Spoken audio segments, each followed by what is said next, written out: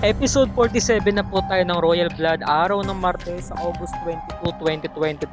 Nag-uusap nga sina Margaret sa Sinapoy no at nakita ito ni na Andrew sa ni Beatrice. Nagulat sila. Ayun pala, kausap pala sa telepono ni Margaret itong si Hillary, di ba?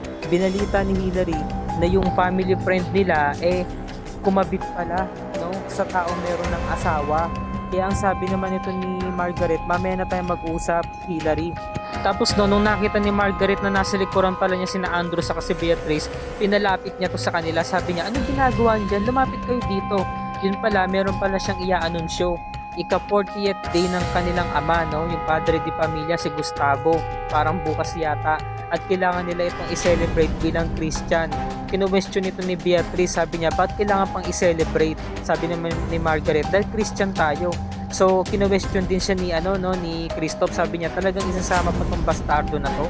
Sabi naman ni Napoy, natural lang kasi anak din naman ako ni tatay. So, wala nang nagawa to si Christoph, no, bigla nang umalis kasi nga na bad trip. So, nakahinga na maluwag itong sina Andrew sa si Beatrice, no, dahil nga para silang nabunutan ng tinik. Iba pala yung pinag-uusapan. Samantala nagkaroon nga ng misa dito sa mini chapel ni Margaret, no, at tapos na nga yung misa. Nagsilabasa na sila. At ito'y pinuna na naman ni Tasha, no, yung ginagawa ng nobby niya. Kinwestiyon niya si Napoy, sabi niya, ba't ka nakatingin kay Diana? O sabi naman ni Napoy, tinitingnan ko mga kapatid ko, dahil natural, papalabas na kami ng simbahan. Sabi naman ni Tasha, sigurado ka ba talaga? So, hindi na nagawa pang makipagtalo ni Napoy, no, umalis na siya. So, ito na nga, no, nag-celebrate na nga sila ng ika-40th day, no, ni Gustavo, at nasa swimming pool sila, merong swimming pool party at binabalandra na nga yung mga nakahanda, no, yung mga nakahain. Ngayon itong Sophia, classmate ni na Louie, sabi wag daw makihalubilo kay Ann kasi maid lamang daw siya. Kasi sabi nung lalaking klase ni Louie, ang ganda-ganda ni Ann, no. Sabi naman ni Louie, bakit gusto mo ba siyang ligawan? Sabi ng babae, no, yak, wag kang makihalubilo sa kanya dahil hindi naman natin siya ka-level. So sabi naman ni Ann, is okay lang po Ma'am Sophie, kasi naman po talaga, hindi naman po talaga kami nakikihalubilo sa mga amo namin. So naawa ko rito kay kasi hoping siya, di ba, na maging ka-level niya man lang o kaya igalang man lang siya, irespeto man lang siya. Samantala itong si Otef lumapit kay Napoy upang ibalita nga na merong bagong lead tungkol nga sa investigation ng kanyang ama. So sabi naman ni Napoy, wala na rin siyang pakialam kay Emil, pakisabi kay Emil tapos na yung investigasyon, ayaw niya ng pag-usapan pa. Ayusin na lamang daw niya ngayon yung mga buhay gaya ng mga kapatid niya. Aayusin niya yung pamilya niya. Samantalang nakita niya itong si Diana, no, lumalabas na nga ng bahay nila kasama itong si Loray saka si Archie, at napunan na naman ito ni Tasha. Sabi naman ni Tasha, bakit ka nakatingin kay Diana? Samantalang itong si Napoy, titig na titig talaga kay Diana kasi nga ang sexy ng suot ni Diana, di ba? Parang nakasitro siya na dress dito, di ba? Kitang-kita yung bikini niya na color black. At hindi na nga napunan ni Napoy na nakatingin pala sa kanya itong si Tasha. So pinuna siya ni Tasha, sabi ni Tasha, ang layo ng titig natin, di ba? Titig na titig ka kay Diana. So ito kasi si Diana nagpapahid na ng sunblock kasi nga maliligo sila. Sabi naman ni Napoy, nagbiro siya, sabi niya, natural, talagang tititigan ko siya. Ang isang lalaki ba naman makakita ng isang sexing babae, natural titignan niya. Magtaka ka kung hindi ako tumitig, no? So nag-back out nung si Tasha. Sabi naman ni Napoy, joke lang, nagbibiro lang ako. Iniwan siya ni Tasha. Ngayon nabaling yung atensyon niya kina Beatrice sa kay Andrew kasi nga kinukulit ni Beatrice itong si Andrew. Kasi nga yung pala pinag-uusapan pala nila is inaalam ni Beatrice kung binura na ba lahat ni Andrew, lahat ng mga nakasave na files, no, ng sex video nila, ng mga photos, ng mga text messages nila, ng mga conversation nila sa cellphone nito ni Andrew.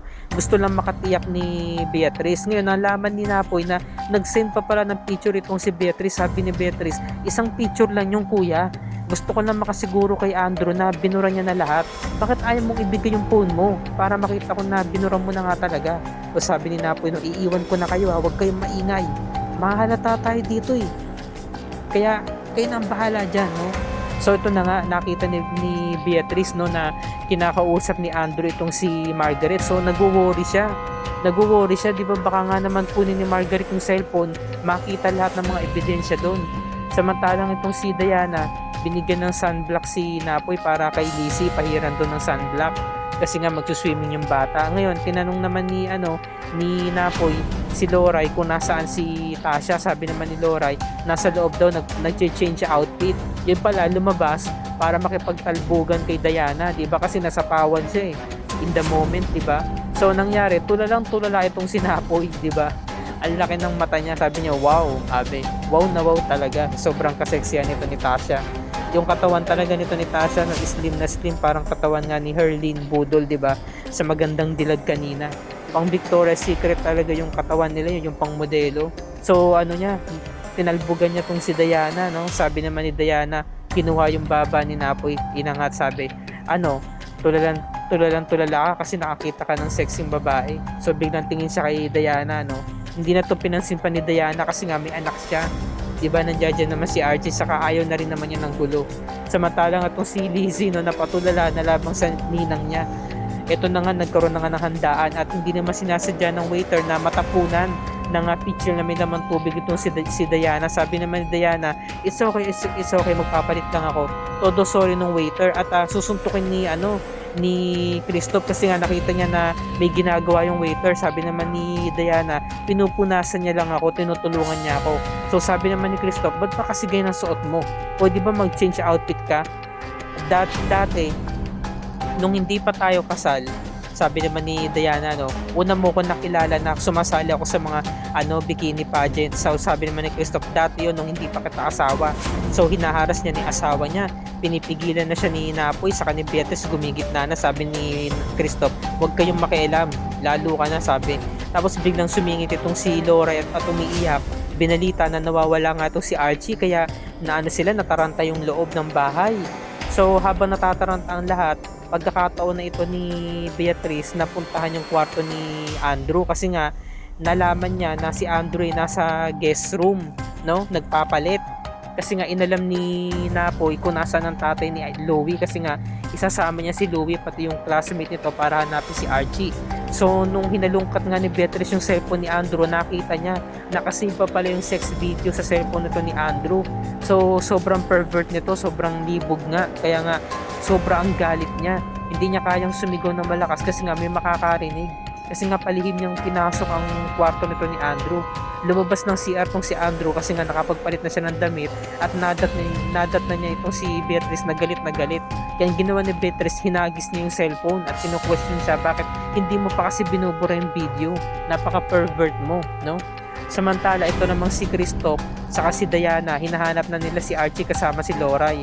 At dinuro-duro ni Christoph si Loray, sabi niya, mabuti pa mag-resign ka na dahil wala kang kwentang yaya, kasalanan mo to dahil naging pabaya ka sa alaga mo. At lalo ka na, kasalanan mo rin to, no? Sinisi niya si Diana dahil nagsusuot ka pa kasi ng ganyan. So nawalan na ng gana si Diana na umalis na, iniwan na si Christoph. Samantala, biglang pumasok itong si Margaret, no? Papasok sa loob. Hinahanap niya si Andrew kasi nga para hanapin nga si Archie. Ngayon nataranta yung dalawa. Padadaanin ni Andrew si Beatrice doon sa may bintana na maliit. Sabi naman ni Beatrice, talaga bang kasya ako dyan? Kasi nga gusto niyang pumasok sa CR. Wag daw doon kasi nga mahuli sila. So ayan na nga, pumasok na nga si Margaret, no? Yun pala, nakapagtago itong si Beatrice sa ilalim ng kama. Samantalang ito namang si Louie saka si Napoy, sinabihan siya ng tito Napoy niya na maghiwalay tayo. So itong si Napoy, binabaybay niya itong daan papuntang playhouse. At nakita niya malayo pa lang, natatanaw niya na ito si Archie. Sinabi niya, Archie, yun pala, nakatulog yung bata. Nagdahilan yung bata na pinahabol niya pala yung aso, yung alaga niya ng aso, hanggang sa nakatulog na lamang siya, no, sa may, napasandal siya sa may puno. So niyakap ito ni Napoy, no? Kasi nga napamahal na siya kay Archie, di ba? Lukso ng dugo. Pakiramdam ko talaga mga kapuso, anak niya to kay Diana. At nakita na nga sila ni Diana. Ang ganda ng moment na to, itong scene na to. Napayakap si Diana kay Napoy, oh. At napapagitnaan si Archie. Parang one big happy family sila, di ba? Sila naman talaga yung dapat na magkatuluyan. Ito yung sinisigaw ng mga kapuso natin, di ba? Yung mga fans ng Royal Blood na sana magkatuluyan itong sina Diana saka si Napoy sa huli. Sila yung endgame. At ito na nga, pumasok na nga si Margaret to sa kwarto. Wala naman siyang nadatnan kundi si Andrew lamang, di ba? So, sa madaling salita, si Andrew lamang ang nandoon sa loob. Ngayon sabi naman ni Margaret, bakit pawis na pawis ka? Ba't ganyan ang itsura mo? Ngayon natapakan niya yung ipit ni Beatrice na nahulog dun sa sahig.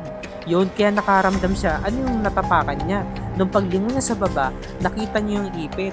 So kino-question niya ngayon si Andrew, sabi niya, kaninong ipit to? May babae ka ba dito?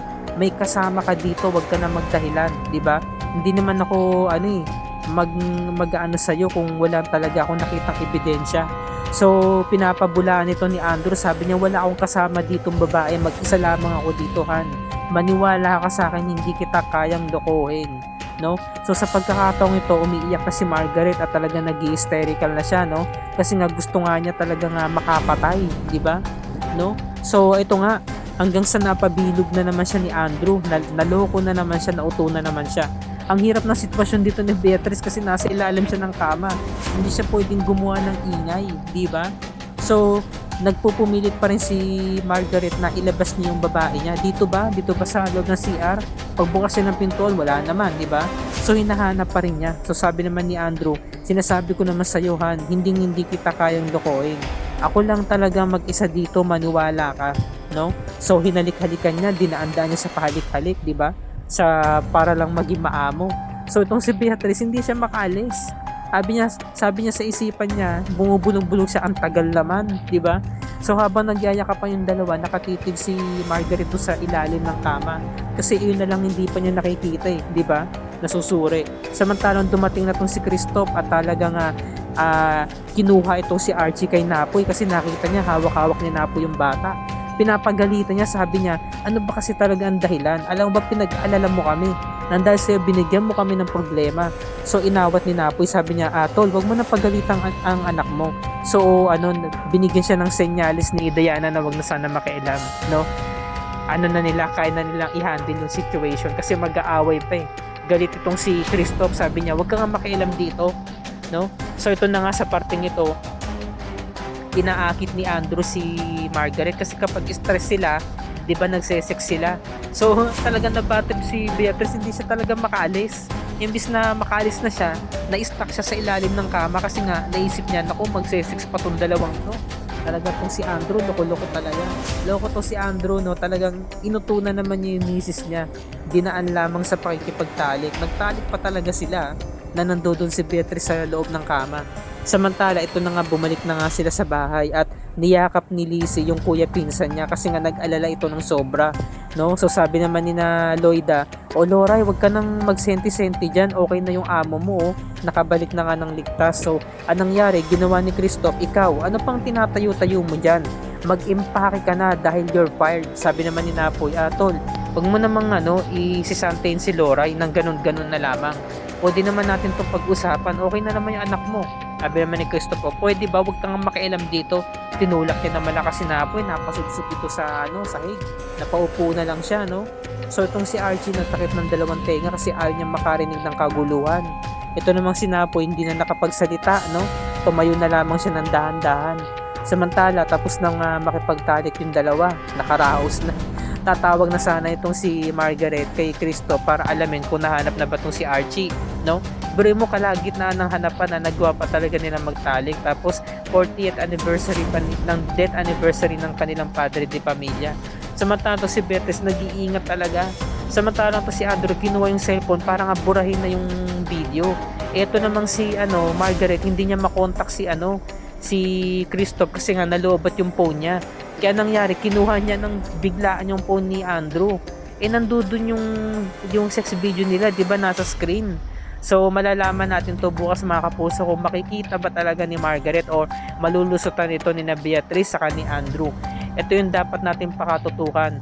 Meron daw bagong kaso, no, na tungkol nga sa kaso, merong bagong ebidensya na nakalat itong si Emil, no. Kaya nga nakapagkita siya dito kina Otep saka kay Napoy. Ngayon, ito namang si Diana, tumatawag kay Napoy at nahuli ito ni Tasha, 'di ba? Sabi niya, sino ang kausap mo sa phone? Bakit mo tinatawagan si Diana? No, kino-question na naman niya. Nagiselos na naman ito. Samantalang itong si Andrew, papunta siya ngayon sa bahay ni Beatrice, 'di ba? Ano na naman kayang gulo ang gusto nito ni Andrew, 'di ba? Ano na naman kayang klaseng pagpupumilit ang gagawin niya? Samantalang itong si Margaret nakakahinala na. dahil nga nagsalin-salin, naipon yung mga hinala niya, pati yung hinala ng mga mates, at nagsumbong pa ito sa kanya na baka nga daw merong ginagawang kababalagan yung si Sir Andrew nila. Kaya kinuha na ni Margaret yung kutsilyo, no? At pinuntahan na yung bahay ni Beatrice, sinugod niya. Tuluyan na kayang mahuhuli yung dalawa, no? Tuluyan na kayang malalaman ni Margaret kung sino ang kabit nito ni Andrew. Yan ang sabay-sabay natin pakatutukan bukas, mga kapuso. August 23, 2023, araw ng Miyerkules. At kung bago ka pa lamang sa akin channel, please like this video and share this to your social media platforms. I-hit mo na rin ang subscribe button at notification bell icon para lagi ka updated sa mga episode ng Royal Blood and other GMA shows tulad nito. Maraming salamat sa iyong panonood, mga kapuso, at magandang gabi sa inyong lahat. God bless us all.